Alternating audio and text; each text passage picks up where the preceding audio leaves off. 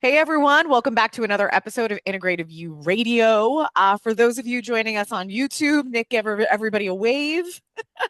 For those of you Ciao. listening, you can say hello. All right, guys. So there is always this topic when it comes to the world of functional and integrative medicine of parasites. And I don't know what it is, but people love talking about parasites. And the thing is we're bringing you a very different perspective today. And of course, if you listen to our podcast, you know that a lot of our podcasts come from the offline conversations that Dr. Nick and I are having, either with each other or with other people.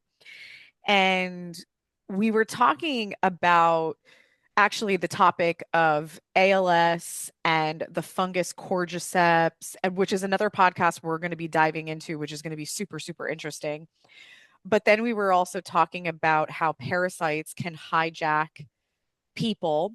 And the most common knowledge about parasite infections is, of course, they can wreak havoc on your gastrointestinal system, but they're also known to hijack behavior, change your mood.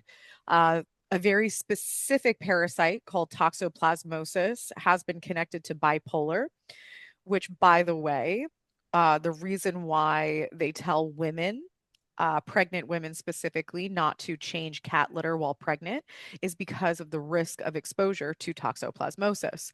So, for those of you new to this topic, parasites are very real. They are very prevalent. They are things we get exposed to through the pets in our home, animals that we eat, bodies of water that we swim in.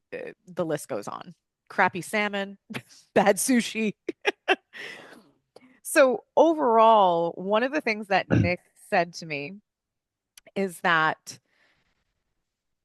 once you don't need your anger anymore, you will pass your parasites. You will eliminate or eradicate out your parasites. So, we're going to be diving into this and we're going to give you a lot more context around this. So, just buckle up. Well, you know, clinically, you start asking better quality questions when you're not getting results. It's like that's the definition of insanity is to do the same thing over and over and expect a different result.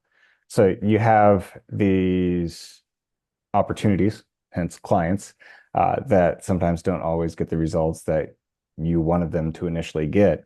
And let's say, in this sense, we're talking about parasites. So somebody's like, they come to you and they're like, I've already done tons of parasite cleanses Hmm. and I see the parasites, detoxing every single time. And then you test them and they still have parasites. And you're like, well, I'm not going to do the same thing and expect different results. Like Hmm. I'm I'm great, but I'm not great in that way. I'm not, overly special where I could do the same thing and get a different result. But And also the level of compliance, or compliance is maybe not the right word. I'm just going to say it and then you can probably describe or come up with the right word. But if you've tried supplements and you've tried even potentially pharmaceutical route, and then I give you or a different doctor gives you another version of that, you are already doubting because you're like, okay, so we're just kind of doing a different iteration of the same thing. And so, this kind of goes back to the idea of placebo effect is like your belief system does really impact your outcomes. And if you're like, I've tried this and now I'm doing it again, is this really what's going to move the needle? So that's kind of a sidebar that I just wanted to mention. no, and to play devil's advocate, maybe your body just needed one more to reach that threshold to finally clear enough out for you to Hmm. get the results that you needed. So nothing is an all or nothing Of principle. course. But when I said that, this is just going higher up the ladder to a deeper root of causation because most people are doing what we call patchwork. Most people are patching the effects or the damage from the cause, not that that's actually the causation, not that actually the parasite's the cause. The parasites may be showing up as the effect of the cause.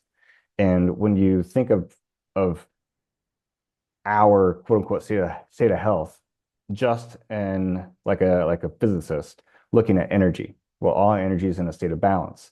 So if there's something negative, there has to be something positive. There's always a give and a take, which means there's also something that's always feeding, which means there always has to be a host. Hmm. And when we can get to the root cause of, looking at a parasite is what? Something that's feeding off of a host. Hmm. Well, if you take away the host, there's no more food. So there's going to be starvation. There's going to be die off. There's going to be a quote unquote a natural parasitic detoxification. But the food is not necessarily just food, the substance of food. There are different types of food that will feed a parasite, and that can also be where you put your energy, your emotional state.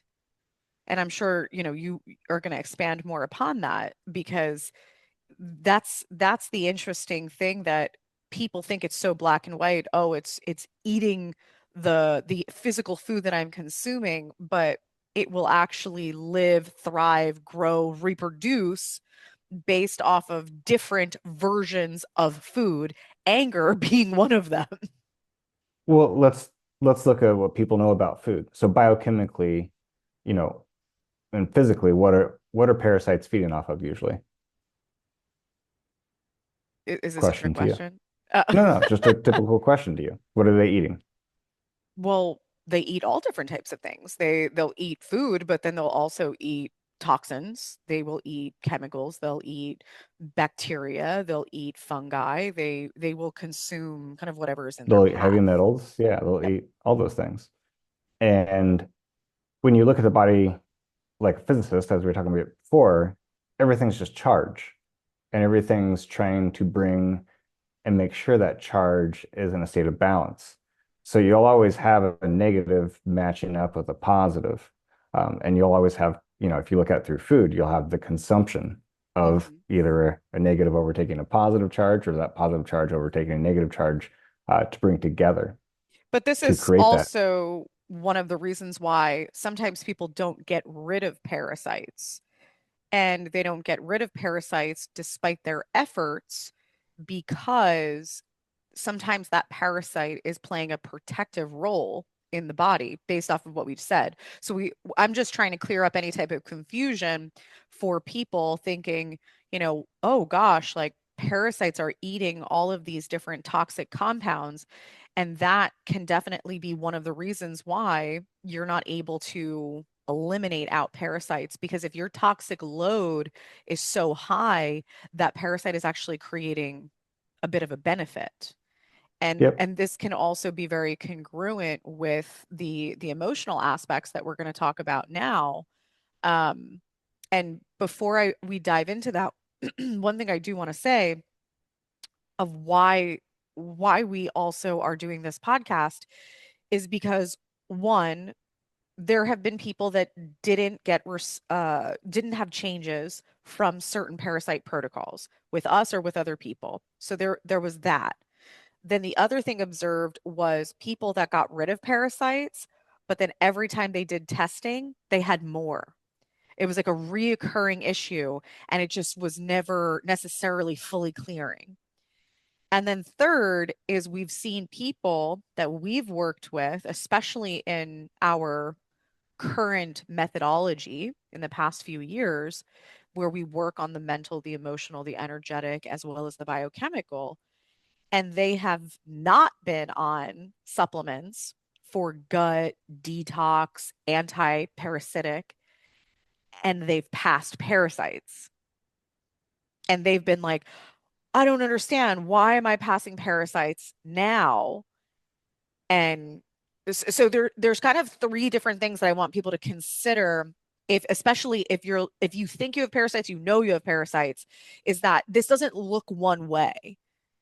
And No, go ahead. it never looks one way. But I think it'd be weird for people to start looking at the body that everything is intelligently happening for a specific purpose. Yes. So if you have parasite infection, those parasites are there for a purpose. They're counterbalancing another energy. It's like if you said ALS earlier, if you have the symptoms of ALS and some type of neurodegenerative disease, call it a disease, um, there's a reason why. And that's actually a counterbalancing. It's actually supporting life, if you want to look at it that way. Not health, but life. Because life just always wants to continue its next life cycle. That's all life is ever trying to do, whether it's your life or a parasite's life or the life of a heavy metal. It just wants to take itself to the next life. And in doing so, it needs energy. So when we look at it like this, you're looking at it like, well, okay, what's giving the parasite life?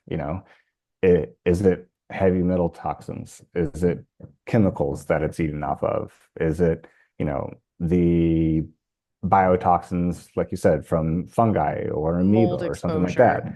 Like, what's its fuel? And then that's all still physical. And then it's like, okay, well, those things were initially there because you think parasites helping to clean up. It's not necessarily a bad guy. You need parasites in some parts of your body to maintain health, and to thrive. So then you look at okay, well, what caused an imbalance of the mold of this and that? And well, yeah, it needs to be in our environment, but we're constantly exposed to all these things in our environment, and it affects some people and not others. Well, Hmm. then you ask the question why, and it's all a game of resonance. It's all a game of teeter-totter, of balance. What's on the other side of the bridge, the scale, and 99.9% of the time, that's an emotion. Hmm.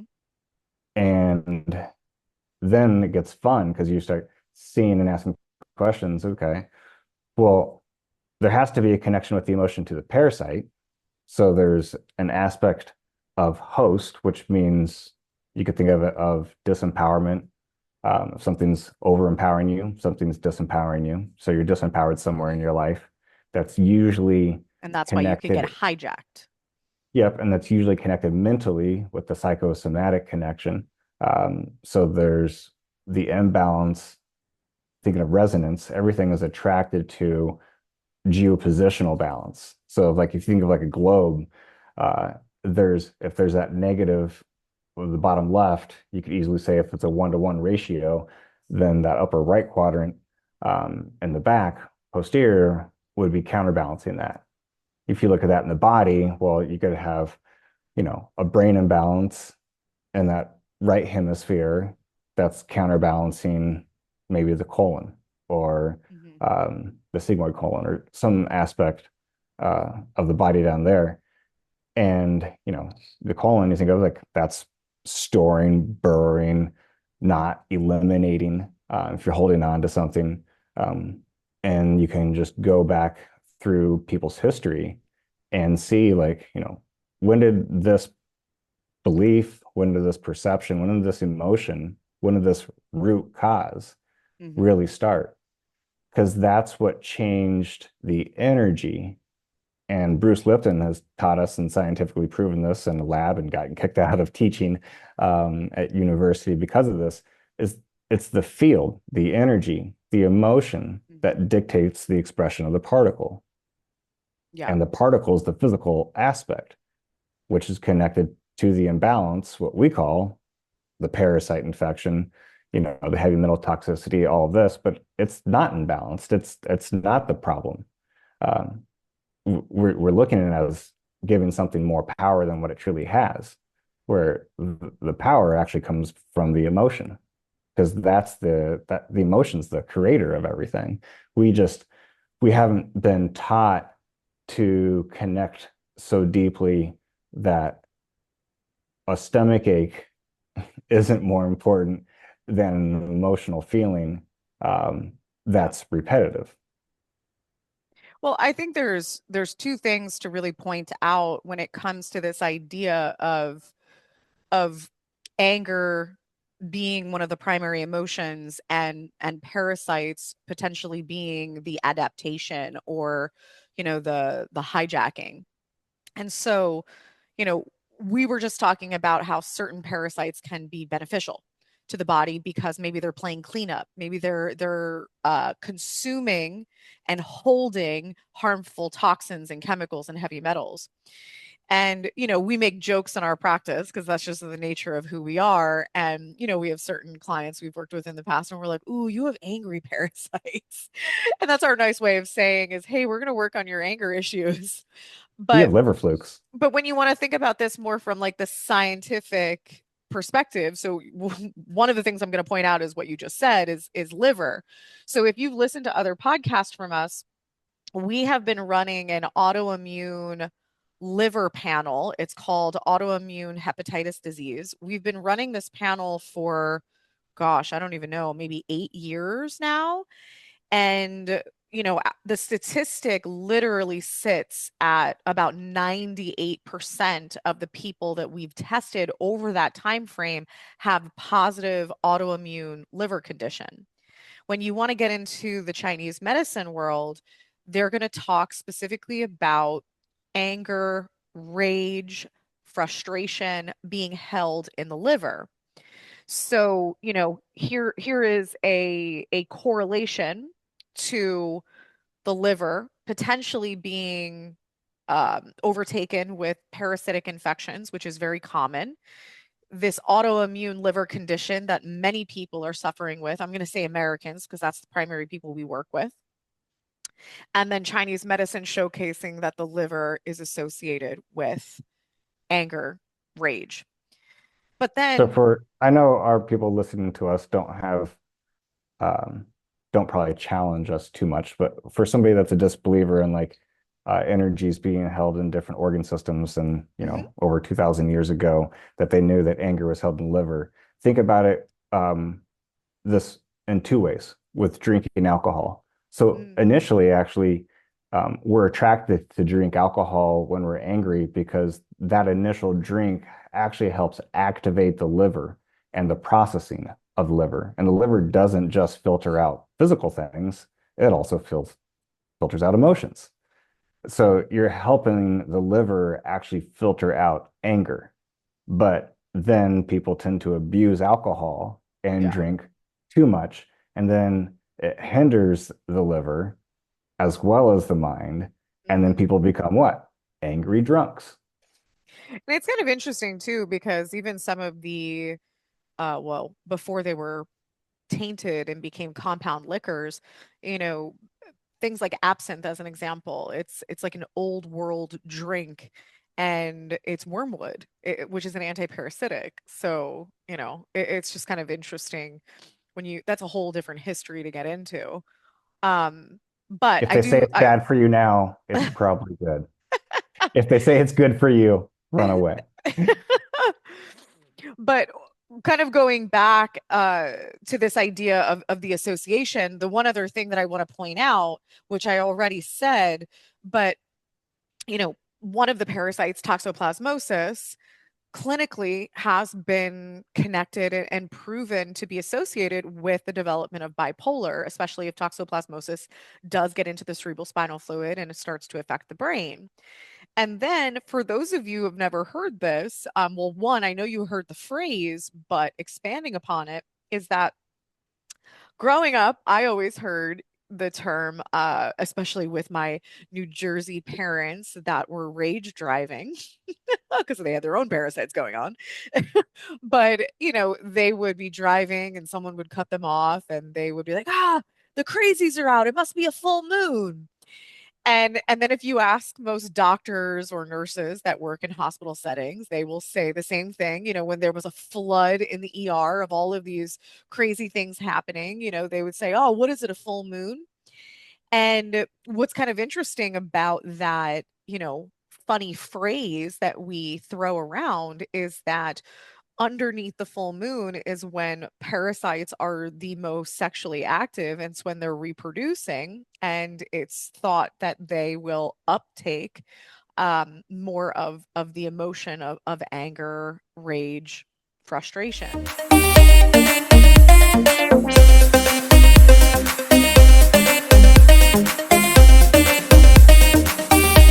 So Well, there's just some, go ahead. sex is just a magnifier of energy. So Mhm. if you alchemically, if you were to direct that energy to something, you'll have a quote unquote a better chance of manifesting that. So if there's parasites in you that are having sex, sex is sex, it's going to magnify that energy, hence, craziness, anger, whatever area that's located within the body. Mhm. And it's kind of interesting because I'm going to put you on the spot after I tell my story because the whole foundation of why we're doing this podcast is that when you don't need your anger anymore is when you can eliminate out these types of organisms like a parasite. And I want to make a specific point here because anger is not, it doesn't have the same face. And I think you and I both have had pent up anger issues, especially in our younger years. But on the I'm perfect. I don't know what you're surface, talking about. I'm never angry. on the surface, I think that most people would have classified Nick as the super nice, calm guy. And this even goes Never as trust the far, quiet ones. Never trust the literally, never ones. trust the quiet ones. And then for me, people were like, oh, yeah, I remember when I lived in That California. bitch is crazy. Yeah, that bitch is crazy. Wow, you're really intense, or wow, you're really angry. I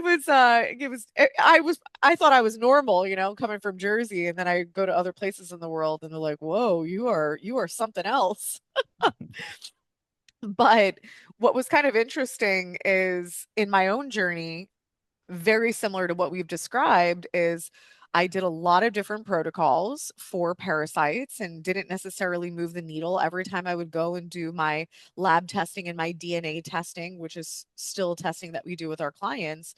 I was constantly still coming up with parasites. And we did not know this connection in the past. And I was also not necessarily in a place mentally that I was open and willing to work on my anger. If anything, I was like, I don't have anger.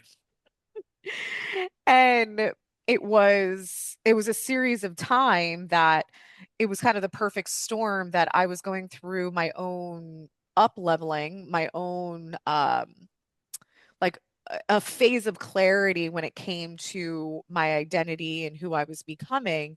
And that shift that I had mentally and emotionally, also in addition to some things that I was taking from the biochemical perspective, is when I passed a very, very large parasite. And then anytime really after that point, anytime parasites came out of my system, it pretty much never had anything to do with what I was taking or therapies I was doing. It was more about the up leveling that I was doing and the release of using my pain, using my anger. Because, for you to have an understanding of what I'm saying here, and this is another podcast that we talked about this as well, is we will use our pain until it no longer serves us.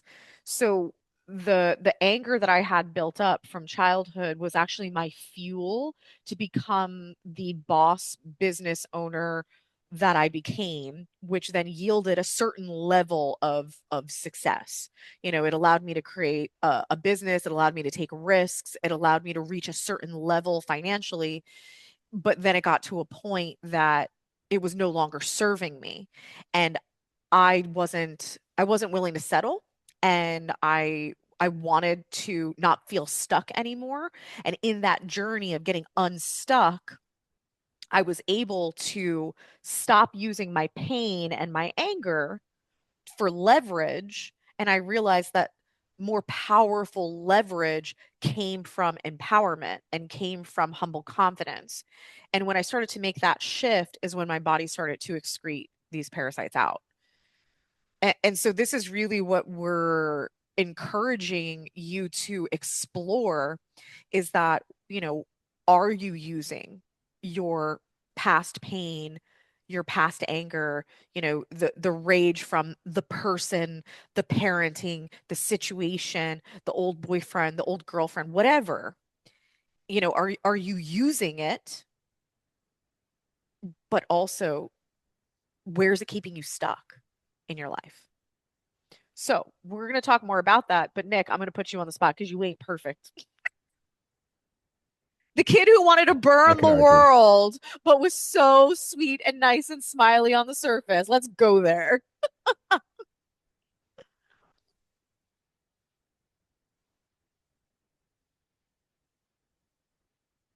You're back. I think We had a pause there. I think I froze. That's okay. I called you out and I said the kid who wanted to burn the world but was sweet and smiley on the surface. So, you're gonna tell your side of the story now.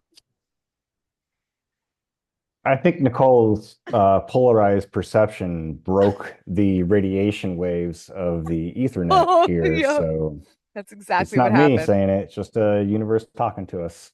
Uh, my nickname when I was young was OC for out of control. And that out of control was because I was functioning pretty close um, to a fucking angry uh, benchmark every single day. So it didn't take much to cross that line, and my brothers were amazing at it um, to get me to cross that. But the what was the question? What do you want me to explain? Primarily, the point that I wanted to drive home is that you don't have to be the person with road rage or the person that's running around picking fights or drinking a lot and being the angry drunk to necessarily be angry. There are a lot of people that potentially are using comedy in their day-to-day life as a cover up for the deep either grief or anger that they hold, and also sometimes when you don't feel like you had the love or the support in your life, like you could feel sad on the surface, but deep down you're fucking angry. And so I know that your manifestation of anger and your journey with parasites was not the same as mine. People that met me when I was young were like, that bitch is crazy. That bitch is angry. And, for you, even throughout the duration of us owning a business together, you were the nice one. And Well, we but were that didn't mean there wasn't inner turmoil going on. understanding energy is always into the balance. And if you're in a relationship with somebody, that creates its own sphere of energy, which is always in balance. So, Nicole was overly expressive, and, I might say her family is overly expressive, where I came and my family came from an vocally under expressive family, To say the to least. say the least. And so, a lot of pain and things that I had, I suppressed that, and whatever is suppressed has to be expressed. There's you can't. It's impossible to live a one-sided life. So you can't live all expression, you can't live all suppression, health, vitality, gratitude, love, joy. That's all in the middle, the balanced state where there's no force. So I channeled that, and a lot of people that didn't know me would never say I was angry or anything, because I channeled all that energy for the most part into sports and got all state first team of what And multiple different about 13 sports. concussions. So let's And not glamorize it for everybody. I didn't, that was part of my escape. Mhm. Um, and from doing the work that I do now, like that was the deepest I could get into a meditative state without knowing how to meditate.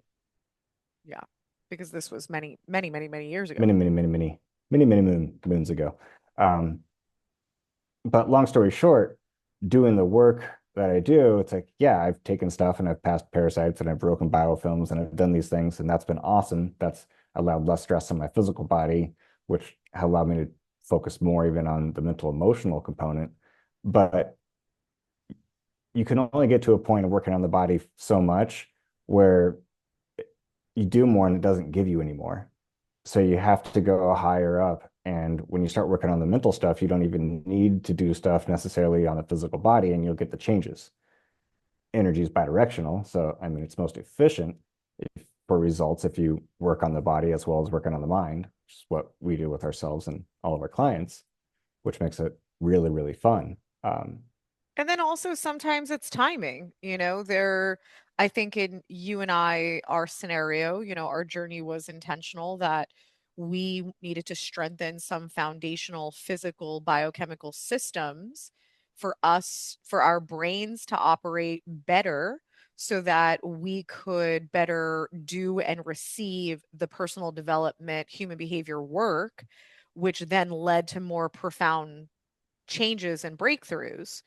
There's some people that we see it on the flip side. We see some people that are able to do the mental, emotional, human behavior work, and then they have the detox. Dr. Joe Dispenza, when I went to his event, that was like the first 10 minutes of the intro was talking about gosh, the Dispenza influenza. And, he was that's awesome. primarily warning people saying, this is a common thing is that people will do this meditative work for the 7 days and it's very intense and they change their brain waves, which then starts to change their DNA and people will have detox type of reactions when they leave here. And so, we're not saying that one is better than the other or anything is siloed out. Every person is different. Every person's journey is different. And it's the phrase we always say, it's not about what you do, it's about how you do it. And so, personal development, human and behavior work, mental emotional work, integrative medicine work, like all of it is relevant, powerful, and impactful. But if you are getting stuck, it's time to explore what you haven't explored. No, I want to, I think, lastly, retouch weirdly on what you said right at the very first, the placebo effect. Mm, It's like if you think that something's going to work, it's got a greater chance. They've done tons of scientific studies and even surgeries and fake surgeries, as crazy as that hmm sounds, to show that, if the client thought that they were going to get better from whatever they were doing, that highly increased the probability of change for quote unquote their achieved goal. And, I never thought about it till now, but that's probably one of the awesome parts of working with the mind is the whole mind actually is just one big placebo effect. Whether it's attached to more benefits and that there's thinks there's going to be more good, or it's attached to more drawbacks and it's like, oh, this is more bad. That's that's the mind going and creating a placebo effect, achieving or not achieving. The Well, I fun think that part about half working with of the what mind, we go ahead, I'll let you finish. the fun part about what how I work with the mind is it's always working on changing that ratio with hmm somebody of being attached to more benefits and more drawbacks because it honestly doesn't matter which one you're doing, you're attracting the other to maintain balance. So you're out of balance, quote unquote, you're not in that state of, in science, the homeostasis of health, you have too much of something or too little of something, which creates symptoms.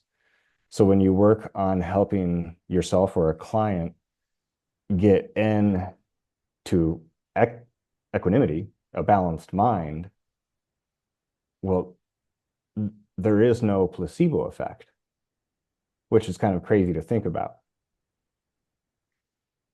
And But when there's no, my devil's advocate, because you always like to do this to me, is I do think that there's a compounding effect to really get to a place of equanimity. And what I mean by that is this is something that we saw the drawbacks. We didn't understand the other side of it. When we had our big practice, tons of employees, clinicians, tons of patients, we could only be so many places in the day. There's only so quickly we could respond to people, etc. It was just we were trying to give 5-star care in high volume, and it was a recipe for fucking disaster. Let's be real.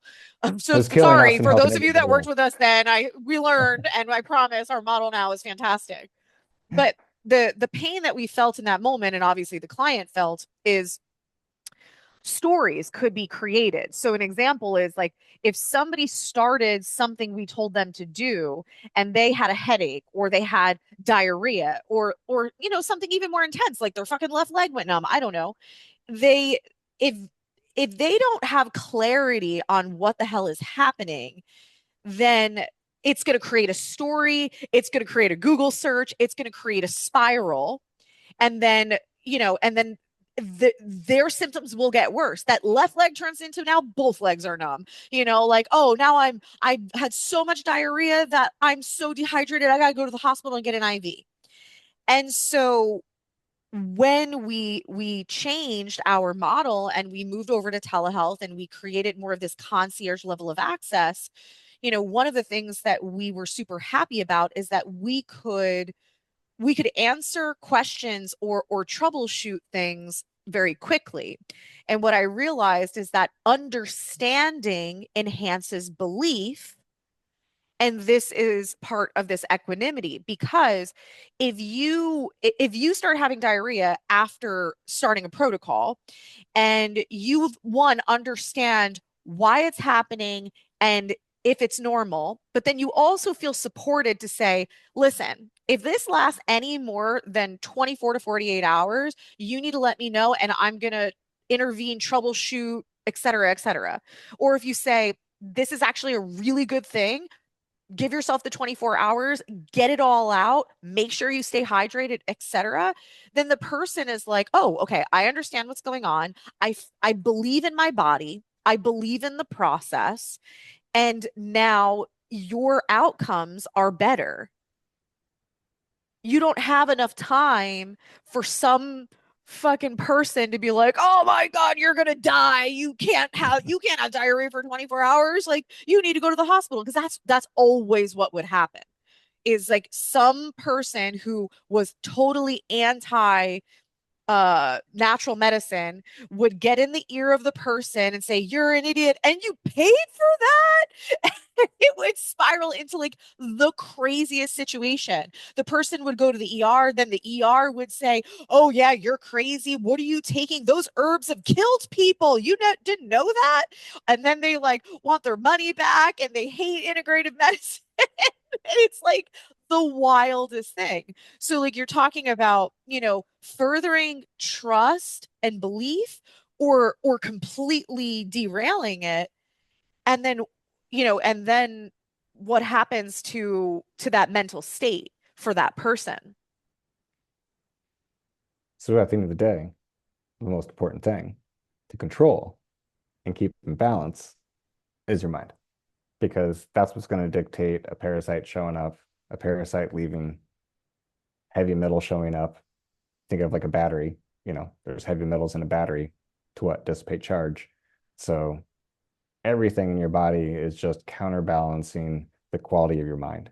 And if you want to have the best functioning, enjoy your body life, well, it comes from putting work into balancing out that thought process. Yeah. No, 100%. And we say this to inspire you, and not to be like, "Oh, I'm just this angry person."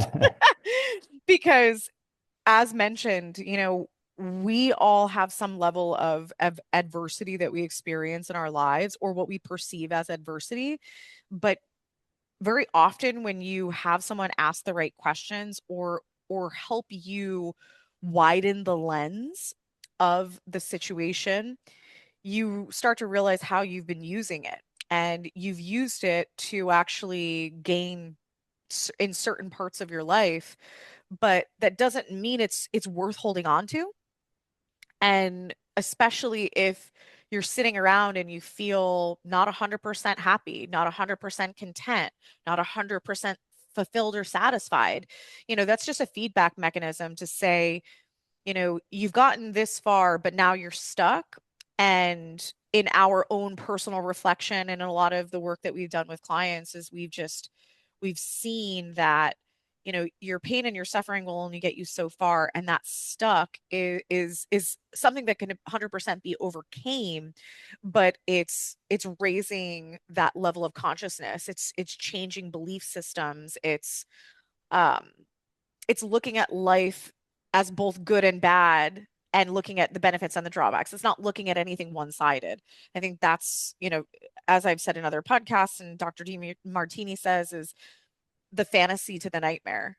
If you have a fantasy that life is supposed to be one-sided and it's only supposed to be good, or there's only supposed to be, health, and there's only supposed to be peace, you're going to create your nightmare because there's both. I think it was So Einstein that said you can't solve a problem with the same uh, frequency or level level of of thinking. conscious. Yeah. Um, and that just comes down to it's like, you don't, I mean, you can, there's multiple ways to do the same thing. Um, but I think the most powerful thing is to not want to try to get rid of the pain and get rid of something because that's part of you. You've used it for a long time. And now it's not to treat it like shit now and not be grateful for it. It's saying, okay, like, thank you. I'm going to use you different now. And that takes a different level of thinking to change different possibilities of how you can use that pain, how you can transfer that pain into something else. So you don't have to hold on to it. You don't have to use it the same. How to go back to where that pain came from and change the relationship with that so that there's not even pain anymore. So there's You nothing to even use. Like there's so many different ways to utilize that initial emotion. We'll just call it pain right now, or anger, whatever you want, frustration, rage, etc., sadness, depression. And being able to take that and make that actually help you, to make that a better version of you. Like that's the gift of life. We've been taught and programmed that it's bad and something that we should get rid of and that we should be ashamed that we even feel that way. And we should be ashamed that that's actually a part of us. Like that's all bullshit that keeps us still slundering at that low vibration, that low quality of life. But when we can learn how to use and maximize the gifts that brings, just like a parasite's helping to clean shit up inside of you, it's not all bad. If we can learn how to capitalize off of that parasite, and then when we're done, guess what? Thank you, goodbye. Let's move on. Yeah, it's interesting because so many things that are supposed to be quote unquote good for us turn into a guilt and shame game. We were having this conversation the other day. It's like, well, now if I got into meditation for all the right reasons, but now if I don't meditate, I feel guilty. Oh, I got into diet and exercise for all the right reasons, but now if I don't, if I eat out or I do this or I have a cocktail, guilt and shame yourself.